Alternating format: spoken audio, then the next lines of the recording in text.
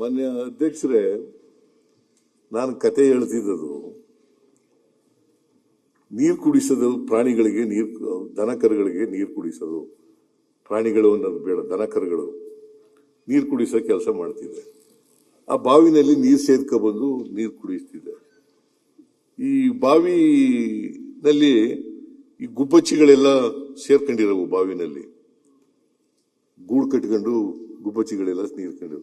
ನಿನ್ಗೆ ಅಶ್ವಥ್ ನಾರಾಯಣ ನಿಮ್ಗೆ ಗೊತ್ತಿದೆಯೋ ಗೊತ್ತಿಲ್ಲ, ಹಳ್ಳಿಯಿಂದ ಬಂದಿರೋದ. ರಾಮನಗರ ಎಲ್ಲರೂ ರಿಲೇಷನ್ನೇ. ನಾವು ವಿಶ್ವಮಾನವದಲ್ಲಿ ನಂಬಿಕೆ ಇಟ್ಕೊಂಡಿರ್ತಕ್ಕಂಥವ್ರು. ಅದಕ್ಕೆ ಕುವೆಂಪು ಅವರು ಏನ್ ಹೇಳಿದ್ದಾರೆ, ವಿಶ್ವಮಾನವ ಥಿಯರಿ ಸಿದ್ಧಾಂತನ ಅವ್ರು ಹೇಳಿರೋದು.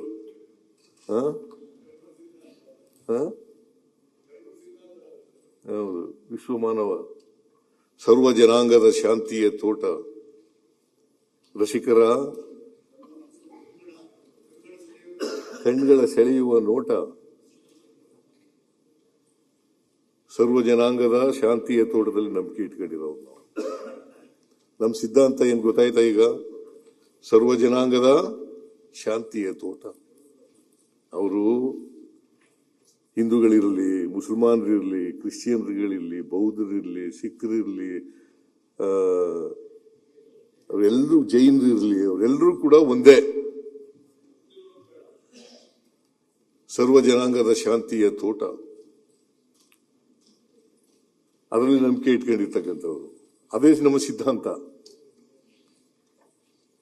ಎಲ್ಲರನ್ನೂ ಒಳಗೊಂಡಿರ್ತಕ್ಕಂಥ ಸಮಾಜವನ್ನ ಸಮಾಜವಾಗಿ ನಿರ್ಮಾಣ ಮಾಡ್ತಕ್ಕಂಥ, ಎಲ್ಲರನ್ನೂ ಒಳಗೊಂಡಿರ್ತಕ್ಕಂಥ ಸಮಾಜ. ಅವ್ರು ಯಾರೇ ಇರಲಿ, ಅವರೆಲ್ಲರನ್ನೂ ಒಟ್ಟಿಗೆ ತಗೊಂಡು ಹೋಗ್ತಕ್ಕಂಥದ್ದೇ ಸಿದ್ಧಾಂತ. ಅದಕ್ಕೆ ಇದು ಕಾಂಗ್ರೆಸ್ ಸಿದ್ಧಾಂತನೂ ಕೂಡ ಹೌದು. ನಾವು ಯಾವಾಗಲೂ ಕೂಡ ಯಾವ ಧರ್ಮನೂ ಕೂಡ ಈ ದೇಶದಲ್ಲಿ, ಭಾರತ ದೇಶದಲ್ಲಿ ದ್ವೇಷ ಮಾಡಿ ಅಂತ ಹೇಳ್ಕೊಡ್ತದ?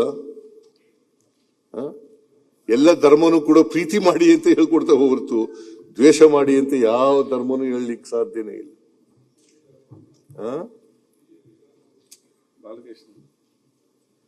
ಅದ್ ನೀನು ಬಾಲಕೃಷ್ಣ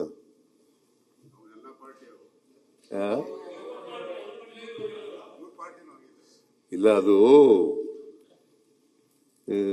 ನೀವು ಸರ್ವ ಜನಾಂಗದ ಶಾಂತಿಯ ತೋಟ ನಿಮ್ಮಲ್ಲಿ ಇಲ್ಲ ಅಂತ ಹೇಳಿ ಅವ್ರು ಬಿಟ್ಬಿಟ್ಟು ಬಂದ್ಬಿಟ್ರು. ಎಲ್ಲಾ ಪಾರ್ಟಿ ಇಲ್ಲ, ಸರ್ವ ಜನಾಂಗದ ಶಾಂತಿಯ ತೋಟ ನಿಮ್ಮಲ್ಲಿ ಇಲ್ಲ ಅಂತೇಳಿ ಬಿಟ್ಬಿಟ್ಟು ಬಂದ್ಬಿಟ್ರು ಬಾಲಕೃಷ್ಣ, ಅಲ್ವೇನ್ರಿ? ಅದರಿಂದ ಮಾನ್ಯ ಅಧ್ಯಕ್ಷರೇ, ನಾನು ಏನ್ ಹೇಳ್ತಾ ಇದ್ದೆ ಅಂತಂದ್ರೆ, ದನಕರುಗಳಿಗೆ ನೀರು ಬಾವಿನಲ್ಲಿ ಹೋದಾಗ ಈ ಗುಬ್ಬೆಚ್ಚಿಗಳೆಲ್ಲ ಸೆತ್ತೆ ಎಲ್ಲ ಹಾಕ್ಬಿಡವು. ಸೆತ್ತೆ ಅಂದ್ರೆ ಗೊತ್ತಲ್ಲ, ಕಸ. ನಿಮ್ ಕಡೆ ಒಂದ್ ಕಡೆ ಹೇಳ್ತಾರೆ, ನಮ್ ಕಡೆ ಸೆತ್ತೆ ಅಂತ ಹೇಳ್ತಾರೆ.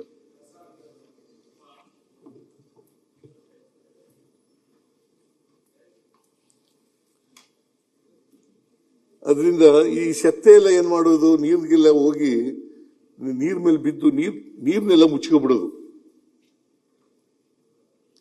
ಕಸ.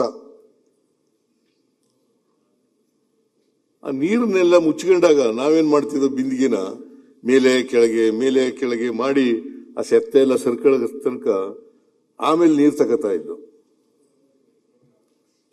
ತಿಳಿಯಾದ್ಮೇಲೆ ಆ ಸೆತ್ತೆ ಎಲ್ಲ ದೂರ ಹೋದ್ಮೇಲೆ ನೀರ್ ತಗೋತಾ ಇದ್ದು. ನಾನು ಮನೆಗೆ ಹೋಗ್ಬಿಟ್ಟು ಮತ್ತೆ ಬಂದವಾಗ ನೀರೆಲ್ಲ ಸೆತ್ತೆ ಎಲ್ಲ ಸೇರ್ಕೊಂಡ್ಬಿಡೋದು. ನಮ್ ಜಾತಿ ವ್ಯವಸ್ಥೆ ಹೆಂಗಿದೆ ಅಂತಂದ್ರೆ ಈ ತರ ಇದೆ.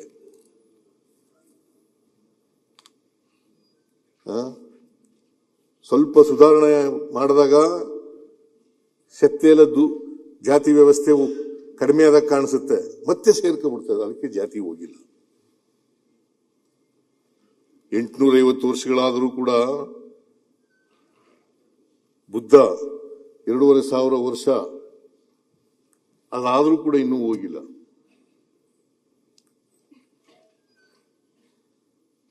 ಅವರು ಏನೋ ಹೇಳಿದ್ರು, ನಾವು ಎಂಥದ್ದು ಸೂರ್ಯ ಎಂಥದ್ದು ಗ್ರಹ ಎಂಥದ್ದು ರಾಹು ಕಾಲ ಗುಳಿಕ ಕಾಲ ನೋಡ್ಕೊಂಡು ಬಜೆಟ್ ಮಂಡಿಸಿದ್ದಾರೆ ಅಂತ. ನಿಜ, ಈಗ ನಿನ್ನಂತೆ ಅವ್ರ ಮಾತು ಕೇಳಬೇಕಲ್ಲಪ್ಪ. ಬಹುತೇಕ ಜನ ನಾನು ಹಿಂದೆ ಎಲ್ಲ ಮಂಡಿಸ್ತಿದ್ದೆ, ರಾಹು ಕಾಲದಲ್ಲಿ ಮಂಡಿಸಿದ್ದೀನಿ ಹಿಂದೆ ಎಲ್ಲ ಬಜೆಟ್ಗಳೆಲ್ಲ. ಈಗ ಈ ಸಾರಿ ನಮ್ಮ ಆಫೀಸರ್ಸ್ಗಳು ಮತ್ತೆ ನಮ್ಮ ಮನೆಯವರೆಲ್ಲ ಹೇಳಿದ್ರು, ರಾಹು ಕಾಲದಲ್ಲಿ ಮಂಡಿಸೋದು ಬೇಡ ಸರ್, ಸ್ವಲ್ಪ ಮುಂಚಿತವಾಗಿ ಮಂಡಿಸಿ ಅಂತಂದ್ರು. ನಾನು ಅವ್ರ ಬೆಲೆಗೂ ನಮ್ಮ ಡೆಮಾಕ್ರಸಿನಲ್ಲಿ ನಂಬಿಕೆ ಇಟ್ಕೊಂಡಿರೋನು ನಾನು. ಕೇಳಪ್ಪ ಇಲ್ಲಿ, ನಾನು ಇವತ್ತು ಕೂಡ ರಾಹು ಕಾಲ ಗುಳಿಕ ಕಾಲ ನಂಬಲ್ಲ. ಬಜೆಟ್ ಮಂಡಿಸಲ್ಲ, ಹಿಂದೆ ಎಲ್ಲ ಮಂಡಿಸಿದೀನಿ, ನಾನು ರಾಹು ಕಾಲದಲ್ಲಿ ಮಂಡಿಸಿದ್ದೀನಿ, ಬೇಕಾದ್ರೆ ತೆಗೆದು ನೋಡಿ. ಗುಳಿಕ ಕಾಲದಲ್ಲಿ ಮಂಡಿಸಿದ್ದೀನಿ, ನನಗೆ ನಂಬಿಕೆ ಇಲ್ಲ.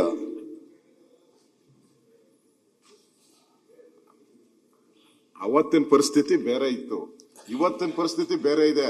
ಮುಂದಿನ ಬಡ್ಜೆಟ್ ನೀವೇ ಮಂಡಿಸ್ಬೇಕಲ್ಲ, ಅದಕ್ಕೆ ಇದು ಕಾಲ ಎಲ್ಲ ನೋಡಿರೋದು.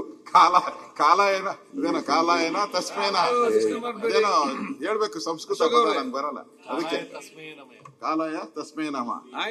ಅದಕ್ಕೊಂದು ಪೀಠಿಗೆ ಹಾಕೊಂಡಿದ್ದೀರ ಅಷ್ಟೇ, ಒಂದು ಸ್ಟೆಪ್ ಯಾವ ಪೀಠಿಗೆನೂ ಹಾಕೊಂಡಿಲ್ಲ. ಕೇಳ್ರಿ ಇಲ್ಲಿ, ನಾನು ಯಾವತ್ತು ರಾಹು ಕಾಲ ನೋಡಿಲ್ಲ, ಯಾವತ್ತು ಗುಳಿಕ ಕಾಲ ನೋಡಿಲ್ಲ, ಯಮಗಂಡ ಕಾಲ ನೋಡಿಲ್ಲ. ಯಾವತ್ತು ಸೂರ್ಯಗ್ರಹಣ ಇದೆಯಲ್ಲ, ಯುಗಾದಿ ಹಬ್ಬದ ದಿನ ಯಾರಾದ್ರೂ ಮಾಂಸ ತಿಂತಾರೇನ್ರಿ? ಶಿವರಾತ್ರಿ ಹಬ್ಬದ ದಿನ ಮಾಂಸ ತಿಂತಾರೆ, ನಾನು ತಿಂತೀನಿ.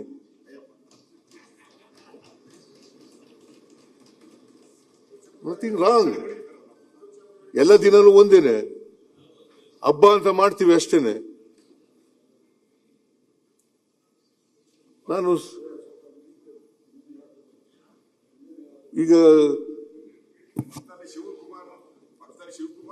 ಅದು ಅವ್ರವ್ರ ನಂಬಿಕೆ, ಅವ್ರವ್ರ ನಂಬಿಕೆ. ನಿನ್ ನಂಬಿಕೆ, ನೀನು ಈಗ ಶಾಲಾಕ ಬಂದಿದೆಯಲ್ಲ, ಯಾಕೆ ಹಾಕ ಬಂದಿದ್ಯಾ? ನಿನ್ ನಂಬಿಕೆ ಅದು. ಅನ್ಯಾಯಕ್ಕೆ ಗುರಿ ಮಾಡ್ತಾ ಇದ್ದಾರೆ. ಸ್ಪೀಕರ್ ಹಾಕೊಂಡ್ಬಂದಿದ್ದಾರೆ, ಅವ್ರಿಗೆ ಕೇಳಲ್ಲ. ಅವರು ಇವತ್ತು ಫೋಟೋ ಸೆಷನ್ಗೋಸ್ಕರ ಹಾಕೊಂಡ್ಬಂದಿದ್ದಲ್ಲ, ಆಯ್ತಪ್ಪ, ಹಾಕೊಂಡ್ಬಂದಿದ್ದಾರೆ. ನನ್ನ ಪದ್ಧತಿ ಇದು. ನ್ಯೂಸ್ ಫಸ್ಟ್, ನಿರ್ಭೀತಿಯಿಂದ ನಿಮ್ಮ ಪರವಾಗಿ.